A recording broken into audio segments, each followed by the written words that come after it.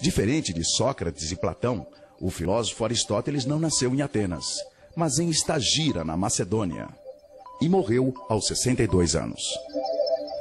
Conhecido como Estagirita, era filho de Nicômaco, médico e amigo do rei Amintas II da Macedônia. E beneficiou-se dessa amizade paterna, escolhido mais tarde tutor do neto de Amintas, filho de Felipe, Alexandre Magno.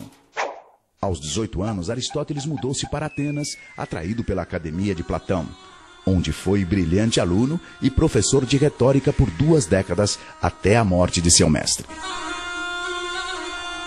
Em 335 a.C., seu discípulo Alexandre subiu ao trono e Aristóteles voltou a Atenas para fundar a sua própria escola, o Liceu, também chamado de Escola Peripatética, ou Peripatos.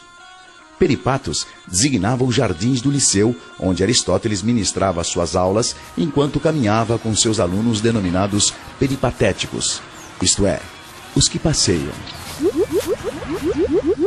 A Academia de Platão estimulava o ensino da matemática. O Liceu de Aristóteles focava as ciências naturais, oferecendo aos alunos, inclusive, um museu com acervo de fauna e flora das longínquas regiões conquistadas por Alexandre. O Liceu contava ainda com uma das maiores bibliotecas do seu tempo, paradigma da célebre Biblioteca da Alexandria. Criador de uma linguagem técnica ainda contemporânea, Aristóteles foi o grande sistematizador, categorizando, classificando, ordenando os conhecimentos de biologia, zoologia, física, história natural, poética, psicologia, a ética, teoria política, estética e metafísica. Aristóteles escreveu 120 obras, das quais sobreviveram 40, com destaque para 7. A metafísica, princípios básicos de sua doutrina filosófica; a ética, Nicômaco, sua concepção de moralidade e da virtude da moderação; o órganon, do grego instrumento, sobre lógica, 6 volumes, entre outras coisas, abordando as categorias e os silogismos com suas duplas premissas; a física, sua concepção de mundo e de como é possível conhecê-lo através das causas dos fenômenos; a poética, fundamentos da estética e o conceito de catarse, purificação via descarga emocional provocada pela tragédia dramatúrgica; a retórica, segundo ele, a outra face da dialética; e, finalmente, a política, organização social para a felicidade, uma vida de prazeres, mais uma vida de honra, mais uma vida de filosofia.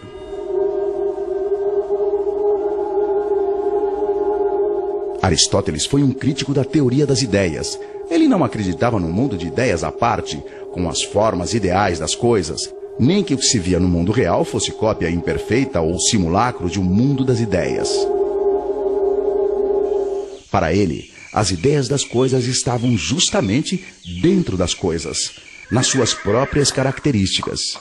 Ao contrário de Platão, ele entendia que a ideia cavalo, por exemplo, era um conceito criado pelos homens. Criado, aliás, depois da experiência de observar um bom número de cavalos, e não antes. Diferente de seu mestre, Aristóteles considerava os 5 sentidos preciosas fontes de informação, para os homens e animais. A diferença é que os humanos raciocinam, isto é, usam as informações captadas pelos sentidos para inferir, generalizar e, principalmente, para comunicar suas descobertas aos outros. Graças à linguagem, muito importante para Aristóteles, pois permite transmitir o conhecimento de geração a geração. Quando alguém diz, por exemplo, a parede da sala de aula é branca, só essa descrição da característica do objeto já revela 2 habilidades.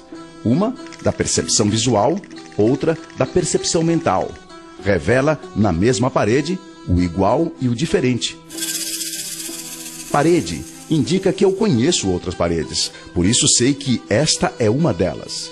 Branca indica que existem outras cores de parede. Por isso digo, esta parede, a da sala de aula, é branca e não azul.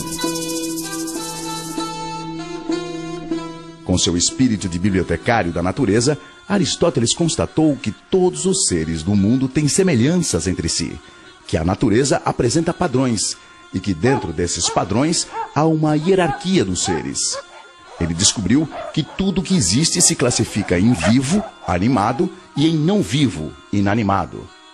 Os vivos se dividem em animais e vegetais, e os animais, por sua vez, em racionais e irracionais, etc, etc.